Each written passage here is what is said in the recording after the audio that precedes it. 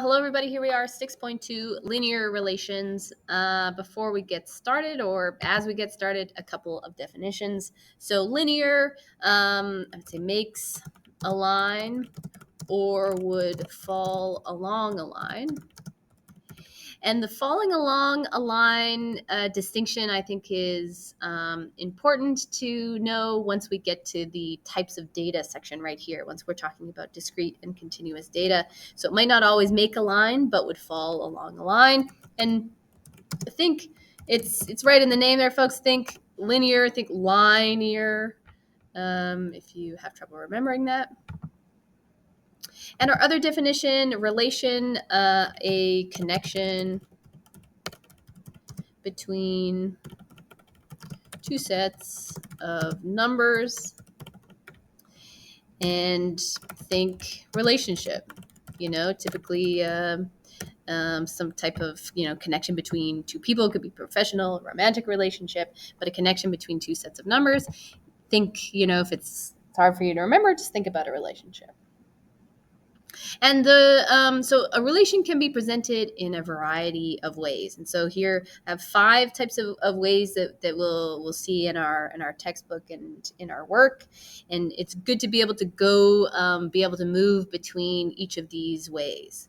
So I'm going to start for each of these ways. We'll use kind of the same data, so they'll all be equal. And I'm going to start with the equation. Here's an equation for a linear relation. Y equals 2x plus 4. You could show this relation as a graph. And I'm going to show it. So I'm going to make an x and a y. So we could graph this relation. Let me use another color.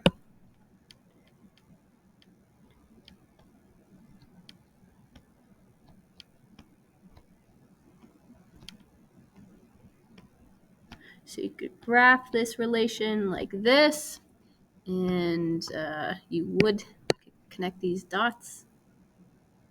Not a very straight line, but you get the point. So you could show this linear relation as a graph, and we could also make a table of values from this graph. So we have an x and a y, and so it looks like we have a dot. We have one at 0 and 4.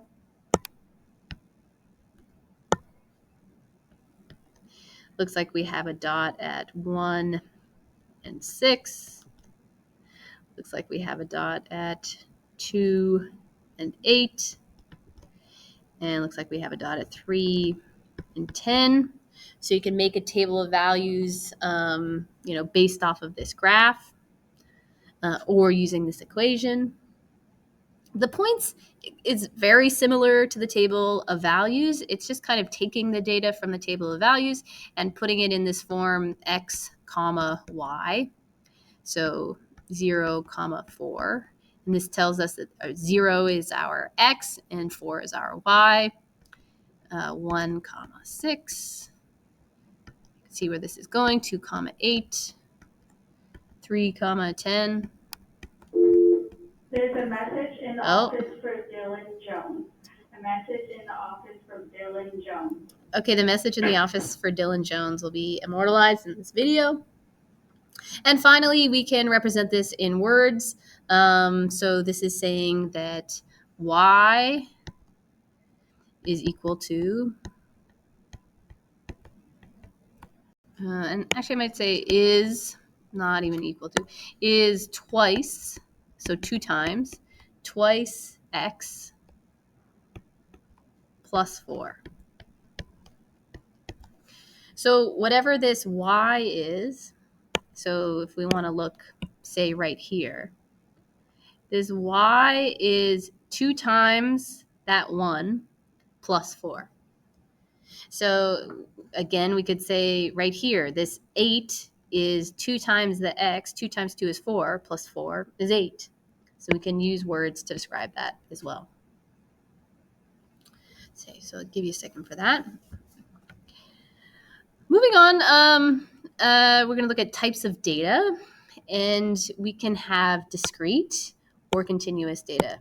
And discrete isn't the same definition. I think it's not the same definition that we have in English when you're being, discrete. But it's kind of has a similar feeling to it. Discrete in the other way is like this. It kind of has a similar feeling to it. And discrete in this sense means distinct. So kind of like not, you can't break it down into really, really, really small pieces. And there's a question in one of my Math 9 tests, or like one of the textbooks, where there's like a number of TVs that can fit on a truck. So TVs per truck could be an example of discrete data. So you can't have a fraction of a TV that fits on a truck. So you typically show this by having dots on a graph and not connecting them. Another thing that might be discrete data is how many fingers you have per hand. You know what I mean? You can only have, typically in a traditional hand, 5 fingers per hand. You don't really think about 4.5. You don't really typically have a half a finger. I mean, I know it's possible, but it's something that can't really be broken down into really minuscule parts. And then another data that is continuous could be something, we see this one quite often. We had it in some of the questions that we've done already, is distance over time. So we're thinking about time and distance traveled. This could be shown as continuous data. So time can be broken down into, really, really tiny chunks. And distance could also be broken down into every, millimeter and centimeter and every small little piece. And time can be broken down into really small chunks. So those two are continuous. They exist at all times and all spaces. Just like this equation right here would show continuous data because it can exist in every little small part in between. But sometimes there's things that can't be broken down into chunks, and that would be discrete data. Okay, so sorry, a lot of definitions up front. The last type of definition we're going to have is independent and dependent variables.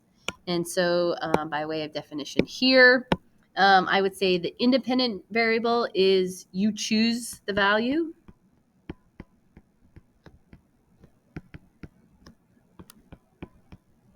And dependent depends on the value chosen.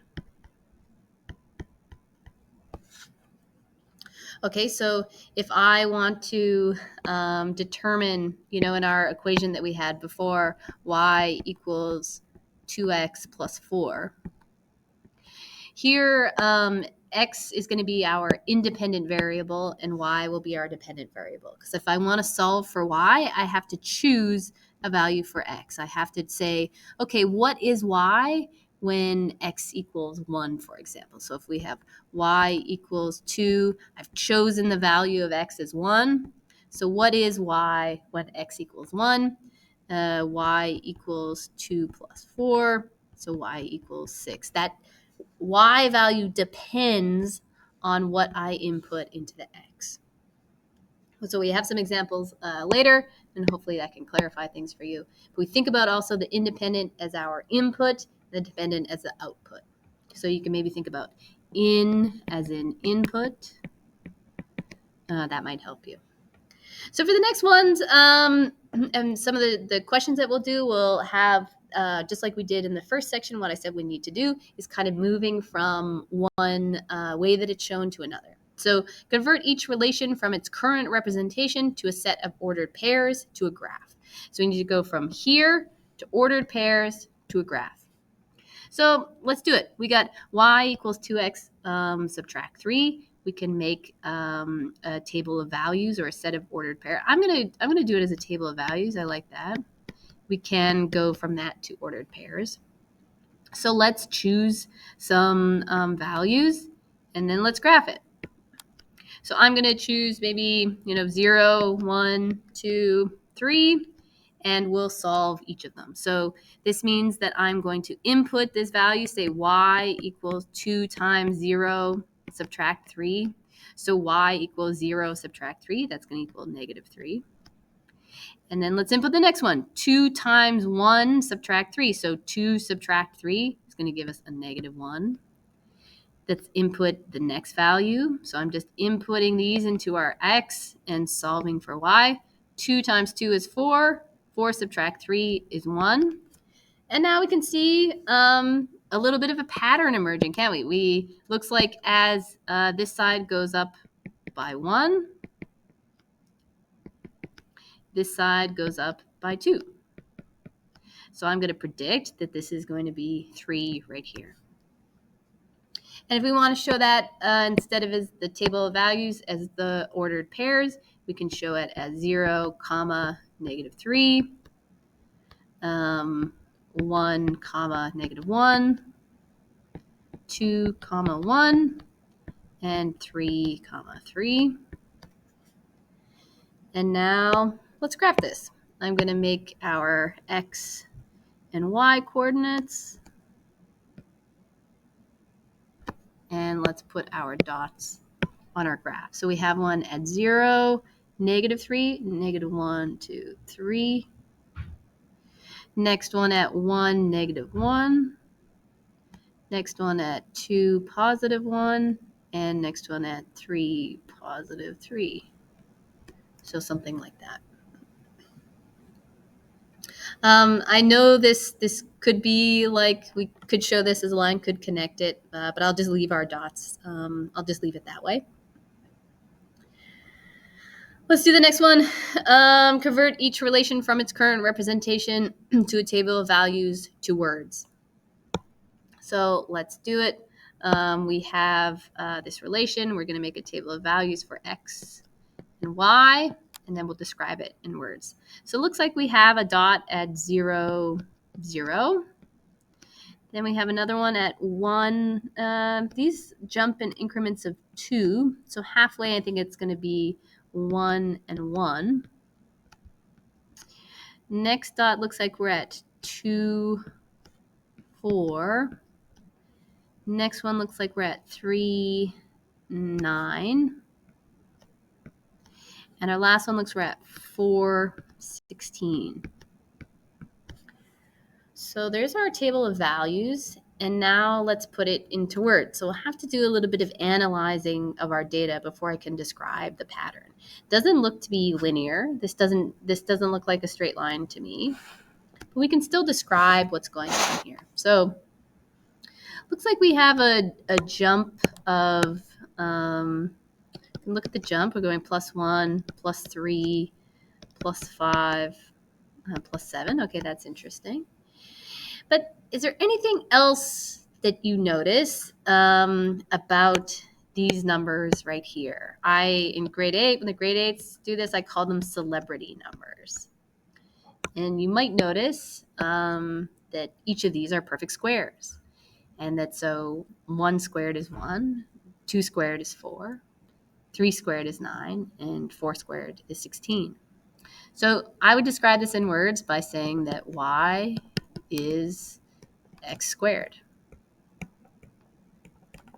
I'd say that's a way to describe that in words. Okay, let's do the next ones. Number 3, determine whether each relation is linear or nonlinear. Remember line, it either is going to fall along a line or make a line, and we'll explain our decision. So here we can start by, we can graph this if we'd like, or make a table of values maybe for this. So let's make a table of values and plot the dots and see if they fall along a line. So let's have our x and our y. I should do this in blue. So let's choose a few spots, 0, 1, 2, 3.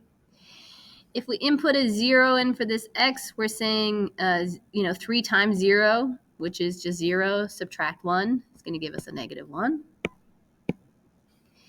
If we input a 1 into there, 3 times 1 is 3, subtract 1 is 2. Let's do the next one. We input a 2 in there. All right, I got cut off. 3 times 2 is 6. Subtract 1 is 5. And I'll do our last one. 3 times 3 is 9. Subtract 1 is 8. We can plot these on the graph now. Looks like we have a dot at 0, -1, 1 at 1 and 2, 1 at 2 and 1, 2, 3, 4, 5, and 1 at 3, and looks like we'll be a little bit off right there. And so yes, I would say that it looks like these do fall along a line, and I would conclude that this is linear. There's another thing that I want to point out, and then another way to determine if a line is if a set of data is linear. And so let's look at our data set as well. Let's look at our table of values. So let's look on this side. We're going up by 1 each time, and on this side we're going up by 3 each time. So if you're going up by the same number on each side each time, you can conclude that this is a linear relation. So, you know, in this example right here, we were going up by 1 on this side, beautiful, but we weren't going up by the same number each time in our y. So it's not a linear relation. So if we look at this one here, look, we're going up by 1 each time, beautiful. But over here, we're up by 0, up by 1, up by 2, up by 2. We can conclude already this is nonlinear. But let's also plot these points just to confirm. See whether or not, I don't know, I put it right there, whether or not this falls along a line. Like that. So it looks like we have a dot at 1, 1, and then at 2, 1, and then at 3, 2, and then at 4, 3, and then at 5, 5. So no, it does not look like that falls along along a line. Wait, I think I did that right. If I did that wrong, you know, my bad. But certainly does not fall along a line, so we can conclude not linear. Okay, let's do these next ones. For each relation, state the dependent variable and the independent variable. So remember, our independent is our input. This is the one that you choose. And I'll give you with the tide and the age question another kind of linguistic way to think about it. So here, if we're going to make a table of values, I choose the x. So that's going to be our independent variable. So I'm going to choose what we input and what comes out of that. So if I choose, 1, 2, 3, you can solve. 3 times 1 is 3, plus 2 is 5. 2 times 3 is 6, plus 2 is 8. 3 times 3 is 9, plus 2 is 11. I choose the x, and y depends on what I choose. So x equals independent, and y equals dependent. Okay, and for these next ones, I'll type it out for you so you don't have to read my printing. Use the word depends in a sentence.